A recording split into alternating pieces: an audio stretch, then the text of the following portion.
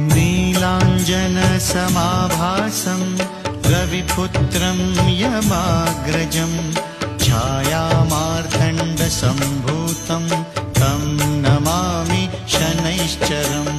नीलाञ्जनसमाभासं रविपुत्रं यमाग्रजं छायामार्तण्डसम्भूतं तं नमामि शनैश्चरम्।